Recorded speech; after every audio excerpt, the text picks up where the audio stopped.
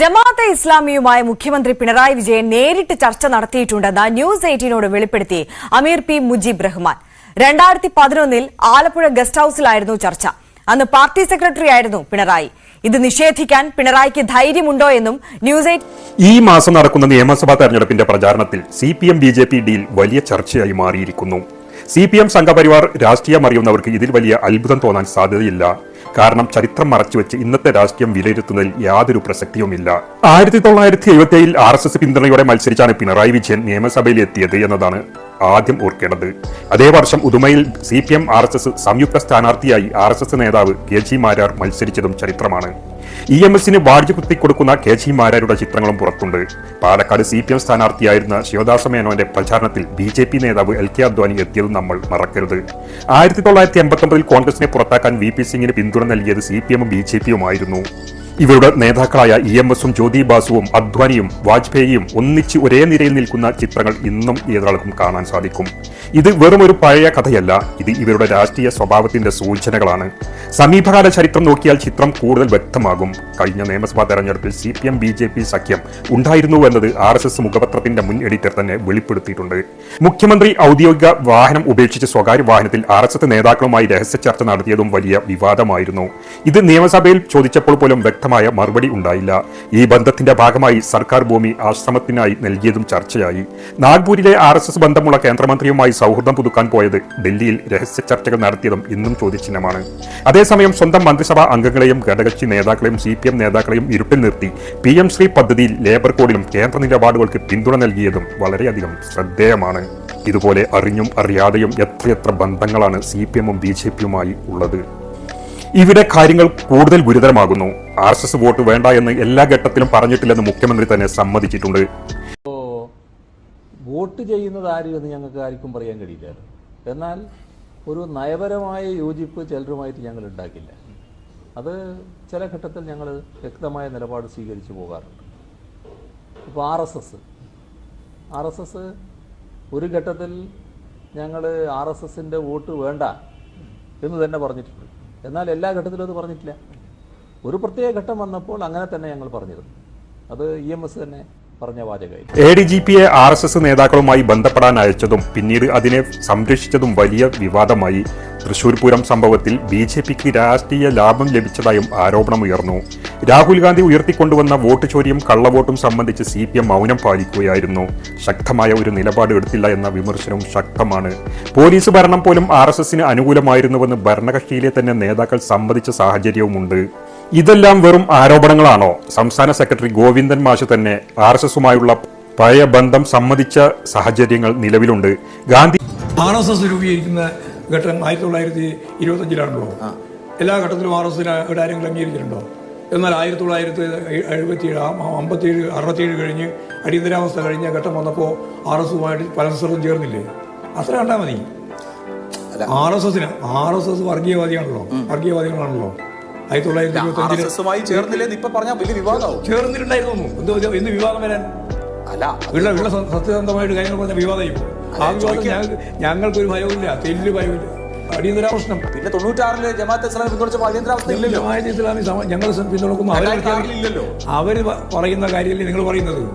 പിന്നെ പൊതുവെ LDF-നെ മാത്രമായി പിന്തുണച്ചിട്ടുണ്ട് 2006. എവിടെ? അങ്ങനെ ഞാൻ ഇതാ പറഞ്ഞത്. അവർ രാഷ്ട്രീയ നിലപാട് അടിസ്ഥാനപ്പെടുത്തിയിട്ട് ഇടതുപക്ഷ ജനാധിപത്യങ്ങളുടെ ഭാഗമായിട്ട് ഒരിക്കലും ഇല്ല. ഇങ്ങോട്ട് നിൽക്കുകയും ചെയ്യില്ല. അത് ഉറപ്പായിട്ട് ഞാൻ പറയാം. പിന്നെ അതിനൊക്കെ ഇങ്ങനെ വെറുതെ ചരിത്രം പറഞ്ഞുകൊണ്ടിരിക്കുകയാണ്. നിങ്ങൾ അവരെ സംരക്ഷിക്കാൻ വേണ്ടിയുള്ള നിലപാടുകൾ ഉണ്ടാവും. ജമാഅത്തെ ഇസ്ലാമിന്റെ വക്താവും പാവണ്ട. ഇല്ല, അത് ഞാൻ ചോദിക്കട്ടെ. അപ്പൊ ജമാഅത്തെ ഇസ്ലാമിയോട് പ്രശ്നമാണ്, PDP ആയിട്ട് പ്രശ്നം ഇല്ല. PDP ആയിട്ട് ഒരു പ്രശ്നമില്ല. അതെന്താ? ഇല്ല. സാമൂഹിക സേവാ സംഘം രൂപീകരിച്ച ആളാണ് അബ്ദുൽ നാസർ. ആ രൂപീകരിച്ച ഘട്ടത്തിൽ ഞങ്ങൾ എടുത്തിട്ടുണ്ട്. ഗാന്ധി ഘാതകരുമായി ബന്ധമുള്ള സംഘടനകളുടെ പിന്തുണ വാങ്ങിയ സംഭവങ്ങളും ചർച്ചയായിട്ടുണ്ട്. ഇതൊക്കെയാണ് രാഷ്ട്രീയ അശുദ്ധി മാറ്റിയതെന്ന് RSS സൈദ്ധാന്തികർ തന്നെ പറഞ്ഞത്. ചരിത്രം വീണ്ടും തുറന്നു നോക്കുമ്പോൾ 1967 മുതൽ തന്നെ കോൺഗ്രസ് വിരുദ്ധ മുന്നണികളിൽ CPM, ജനസംഘം, സോഷ്യലിസ്റ്റ് പാർട്ടികൾ ഒരുമിച്ച് നിന്നത് കാണാം.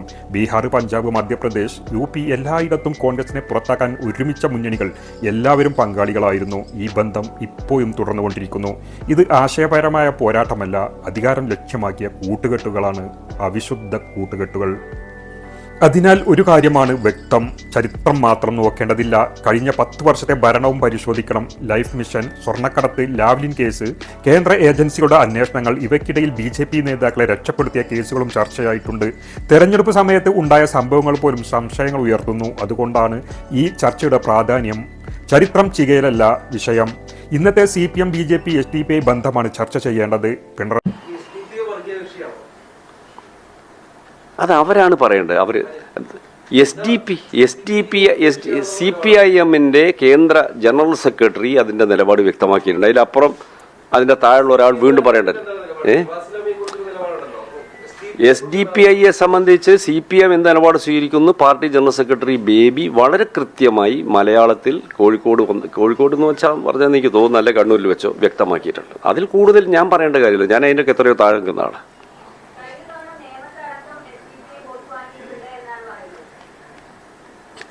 അറിയില്ല, അതൊക്കെ അതാത് പ്രദേശത്തെ കാര്യങ്ങളാണ്. അതൊന്നും ദേശീയ സംസ്ഥാനത്തിന്റെ തെരഞ്ഞെടുപ്പ് നിലപാടുമായിട്ട് അതിനൊന്നും ഒരു ബന്ധമില്ല. ഇവിടെ ഇടതുപക്ഷ ജനാധിപത്യ മുന്നണിയായി ഞങ്ങൾ മത്സരിക്കുന്നു.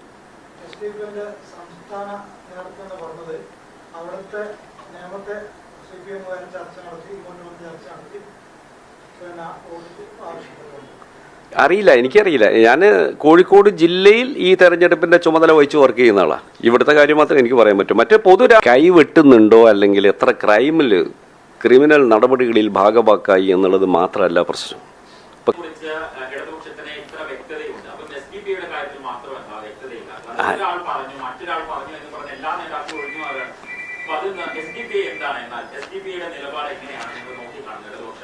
ഒഴിഞ്ഞു മാറുക എന്നുള്ളതല്ല. ജമാഅത്തെ ഇസ്ലാമി എന്ന് പറയുന്നത് ദേശീയ തലത്തിൽ പ്രവർത്തിക്കുന്ന ഒരു പ്രസ്ഥാനമാണ്.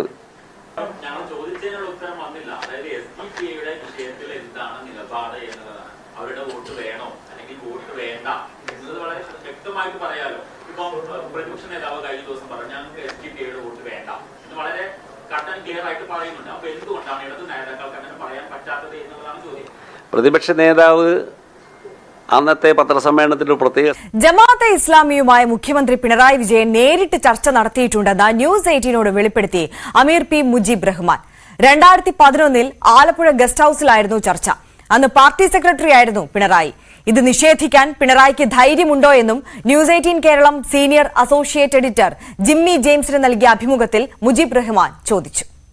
ഇത്തരം പിന്തുണ പ്രഖ്യാപനം ഏകപക്ഷീയമായിരുന്നോ അതോ തമ്മിൽ ചർച്ച ചെയ്തിട്ടാണോ? CPM നേതാക്കൾ നിങ്ങളുടെ അടുത്തേക്ക് വന്നോ, നിങ്ങൾ അങ്ങോട്ട് പോയോ? രണ്ടു കൂട്ടരും പരസ്പര സൗകര്യമുള്ള സംവിധാനം ഉപയോഗപ്പെടുത്തി ഒരുമിച്ചിരുന്ന് ചർച്ച ചെയ്തതിന് ശേഷമാണ് പിന്തുണ കൊടുത്തത്. ഇസ്ലാമി നാളിതുവരെ പിന്തുണ കൊടുത്തിട്ടുണ്ടെങ്കിൽ അതിന് തെളിവുണ്ടോ? തെളിവുകളുണ്ട്. ഞാൻ കോൺഫിഡൻഷ്യലി നടന്ന ചർച്ചകൾ ഒരു ഉത്തരവാദപ്പെട്ട ഒരു സംഘടന എന്നുള്ള അർത്ഥത്തിൽ എല്ലാം വെളിപ്പെടുത്തുന്നതിന് ഒരു പരിമിതിയുണ്ട്. ഒരൊറ്റ വിഷയം മാത്രം ഞാൻ പറയാം. 2011 ഇലക്ഷനുമായി ബന്ധപ്പെട്ട് ചർച്ച നടന്നത് ആലപ്പുഴ ഗസ്റ്റ് ഹൗസിലാണ്. ചർച്ചയിൽ പങ്കെടുത്തത് അന്നത്തെ ജമാഅത്തെ ഇസ്ലാമി കേരള അമീർ T ആരിഫ് അലിയാണ്. മറുഭാഗത്ത് നിന്ന് പങ്കെടുത്തത് പാർട്ടി സെക്രട്ടറി ശ്രീ പിണറായി വിജയനാണ്. ജമാഅത്തെ ഇസ്ലാമി CPIM-നെ പിന്തുണച്ചതിന് പാർട്ടി രേഖകൾ തന്നെ ധാരാളമാണ്, നിയമസഭാ രേഖകൾ ധാരാളമാണ്. അഥവാ പാർട്ടി രേഖ വളരെ കൃത്യമായിട്ട് ദേശാഭിമാനി പത്രം, നിയമസഭാ രേഖയിൽ ശ്രീ ആര്യയുടെ മുഹമ്മദിന് കോടിയേരി ബാലകൃഷ്ണൻ കൊടുത്ത മറുപടി, പിണറായി വിജയൻ പത്രസമ്മേളനം നടത്തിയതിൻ്റെ വീഡിയോ കട്ടിങ്സ് എന്ന് തുടങ്ങി നിരവധി തെളിവുകൾ ഇതുമായി ബന്ധപ്പെട്ട് ഓൾറെഡി ഡോക്യുമെന്റഡ് ആയിട്ട് വിഷ്വലായിട്ടും പ്രിന്റഡ് ആയിട്ടും നമ്മുടെ മുമ്പിലുണ്ട്. പിണറായി ഭരണത്തിൽ ആഭ്യന്തരം ആര് ഭരിക്കുന്നു എന്ന ചോദ്യം നിരന്തരം ഉയർന്നുകൊണ്ടിരുന്നു. അതേസമയം പ്രതിപക്ഷ നേതാവ് VD സതീശൻ ഒരിക്കലും സംഘപരിവാർ അനുകൂല നിലപാട് സ്വീകരിച്ചിട്ടില്ലെന്ന് അവകാശപ്പെടുന്നു. അതാണ് രണ്ട് രാഷ്ട്രീയ നേതാക്കളുടെയും രണ്ട് പാർട്ടികളുടെയും തമ്മിലുള്ള വ്യത്യാസം. ഇപ്പോൾ ഏറ്റവും പ്രധാനപ്പെട്ട ചോദ്യം, കേരള നിയമസഭാ തെരഞ്ഞെടുപ്പിൽ ഇപ്പോൾ നടക്കുന്നത് എന്താണ്? SDPI, CPM, BJP ഇവരുടെ ഇടയിലൊരു അദൃശ്യ ഡീലുണ്ടെന്ന കാര്യം കേരള ജനത ശക്തമായി സംശയിക്കുന്നു. സംശയം ശക്തമാവുകയാണ്. ഏത് കൊടും വർഗീയ തീവ്രവാദ ശക്തികളാണെങ്കിലും CPM-നെ പിന്തുണക്കുമ്പോൾ അതിന് അവർക്ക് 1000 ന്യായങ്ങളാണുള്ളത്. എന്നാൽ UDF-നെ പിന്തുണക്കുകയാണെങ്കിൽ 1000 പരാതികളാണ് ഇവർക്കുള്ളത്. ഇതൊക്കെ കേരള ജനത വിലയിരുത്തി വേണം വോട്ടവകാശം വിനിയോഗിക്കാൻ. ചിലയിടങ്ങളിൽ വോട്ട് വിഭജനം കൃത്യമായ ഒരു ദിശയിലേക്ക് തിരിയുന്നുണ്ട്. അതിന്റെ ഗുണം നേരിട്ട് BJP-ക്കോ അല്ലെങ്കിൽ പരോക്ഷമായി CPM-നോ ലഭിക്കും. ഇത് സാധാരണ രാഷ്ട്രീയ മത്സരം മാത്രമാണോ അല്ലെങ്കിൽ ഒരു കൃത്യമായ പ്ലാനിങ്ങിന്റെ ഭാഗമാണോ? ചില മണ്ഡലങ്ങളിൽ SDPIയുടെ സ്ഥാനാർത്ഥിത്വം തന്നെ സംശയങ്ങൾ ഉയർത്തുന്നു. ജനങ്ങൾ തമ്മിൽ ഭിന്നത സൃഷ്ടിച്ച് മതവും രാഷ്ട്രീയവും കൂട്ടിക്കലർത്തി അവസാനം ലാഭം നേടുന്നത് ആരായിരിക്കും? ഇത് ഒരു തുറന്ന ചോദ്യമാണ്. കേരളത്തിലെ വോട്ടർമാർ ഇന്ന് കൂടുതൽ ബോധവാന്മാരാണ്. അവർക്ക് മനസ്സിലാകും എന്താണ് കേരളത്തിൽ നടക്കുന്നതെന്ന്, ആരാണ് നാടകം കളിക്കുന്നതെന്ന്. അതുകൊണ്ട് തന്നെ ഈ തെരഞ്ഞെടുപ്പ് ഫലം കേരളത്തിന്റെ സമാധാന ജീവിതത്തിന് വളരെയധികം നിർണായകമായിരിക്കും. സൂക്ഷിച്ച് വോട്ടവകാശം വിനിയോഗിക്കുക. ഇടതു വർഗീയ തീവ്രവാദ കൂട്ടുകെട്ടിനെതിരെ ജനാധിപത്യ ചേരിക്ക് UDFന് വോട്ടുകൾ നൽകുക. കേരളം സത്യം തിരിച്ചറിയുമോ അല്ലെങ്കിൽ ഈ രാഷ്ട്രീയ ഡീലുകൾക്ക് വീണ്ടും ഇരയാകുമോ? കാത്തിരുന്നു കാണാം നമുക്ക്.